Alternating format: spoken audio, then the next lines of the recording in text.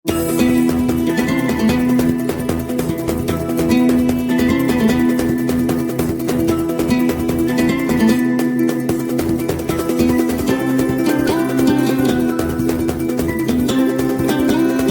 اللہ الرحمن الرحیم۔ السلام علیکم ناظرین کرام، میں ہوں شاہد محمود ناصر اور آپ دیکھ رہے ہیں میرا فیس بک اور یوٹیوب چینل۔ ناظرین کرام، ارشد شریف شہید کی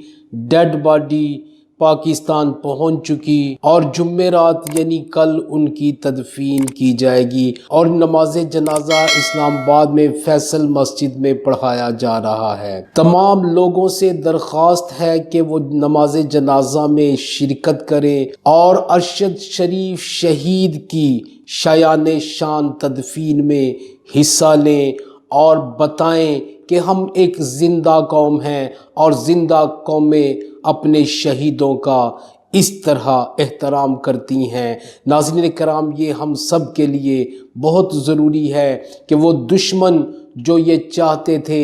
کہ ارشد شریف کو شہید کر کے اس کے مشن کو ختم کر دیا جائے گا، لیکن آپ نے اس کے جنازے میں اور اس کی تدفین میں شرکت کر کے ان ظالموں کو یہ جواب دینا ہے کہ آج ہر پاکستانی ارشد شریف ہے۔ ناظرین اکرام، ارشد شریف کی شہادت کے حوالے سے بے شمار قیاس آرائیاں چل رہی ہیں۔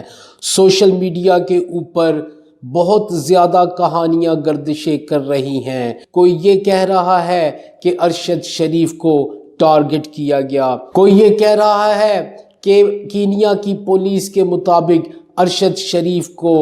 اغوا کیے گئے بچے والی گاڑی سمجھ کر ارشد شریف کی گاڑی پر حملہ کیا گیا، اور اب ایک نئی سٹوری سامنے آ رہی ہے کہ ارشد شریف کو اٹھا کے لے جایا گیا، مطلب ان کو کڈنیپ کیا گیا اور پھر ان کو سامنے کھڑا کر کے گولیاں ماری گئیں۔ ناظرین اکرام، جیسے جیسے وقت گزر رہا ہے ویسے ویسے نئی نئی کہانیاں جنم لے رہی ہیں، لیکن کوئی یہ نہیں سوچ رہا کہ اس انکوائری کو کہاں سے شروع کیا جانا چاہیے۔ آج میں 92 پہ مالک کے پروگرام کے اندر شہزاد اقبال کا ایک تجزیہ سن رہا تھا۔ وہ کہہ رہے تھے کہ عمران خان کو پوچھا جائے کہ ان کو کس نے بتایا کہ ارشد شریف کی جان کو خطرہ ہے۔ نقطہ آغاز تفتیش کا یہ نہیں ہونا چاہیے، نقطہ آغاز یہ ہونا چاہیے کہ وہ کون تھا جس نے ارشد شریف کے خلاف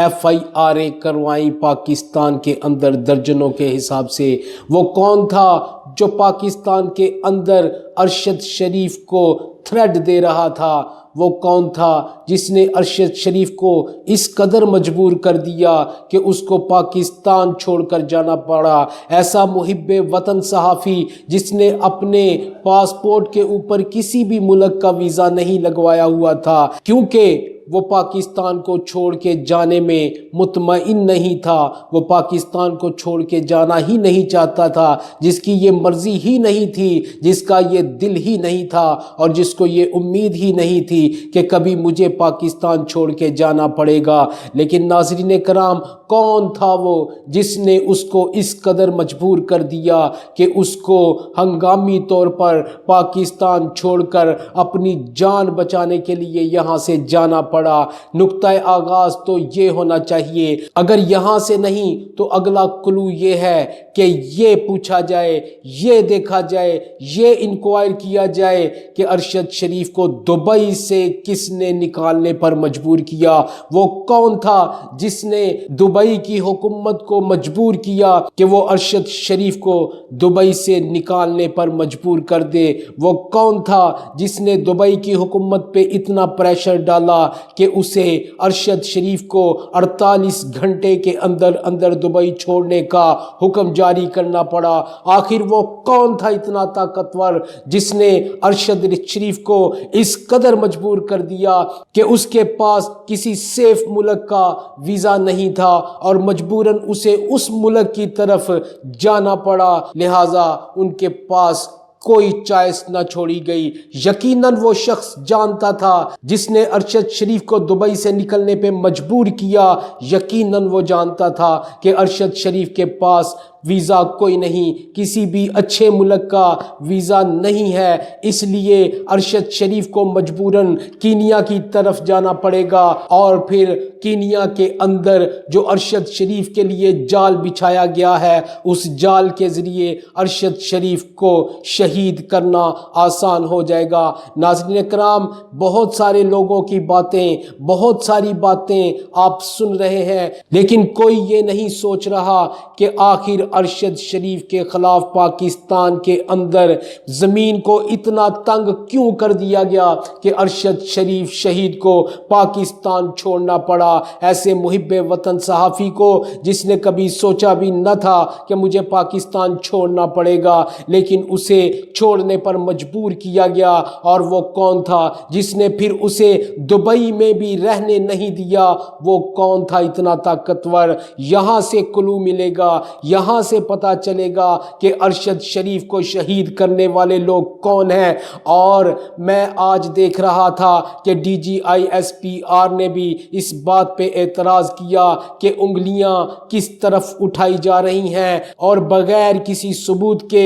ہماری طرف انگلیاں مت اٹھائی جائیں۔ لیکن میں آپ کو بتاتا چلوں DGISPR صاحب، آپ لوگ بہت طاقتور ہیں، آپ لوگ یہ انکوائری کروا سکتے ہیں کہ ارشد شریف کے اوپر پاکستان کے اندر اس قدر FIRs کس نے کروائیں، ارشد شریف کو پاکستان چھوڑنے کے لیے کس نے مجبور کیا، ارشد شریف کو دبئی سے کس نے نکلوایا؟ اگر آپ یہ سارے سوالوں کے جواب پاکستانی قوم کے سامنے رکھ دیں گے، میں آپ سے اس لیے کہہ رہا ہوں کیونکہ آپ پاکستان میں سب سے زیادہ طاقتور لوگ ہیں، اور آپ کو یہ جواب ڈھونڈنا پڑے گا اگر آپ چاہتے ہیں کہ تمام پاکستانیوں کے منہ بند ہو جائیں اور تمام پاکستانیوں کے سامنے حق اور سچ آ جائے، تو پھر ان سوالوں کا جواب آپ کو ڈھونڈنا پڑے گا، اور پھر سچ پوری قوم کے سامنے وہ آپ کو لا کے دکھانا پڑے گا،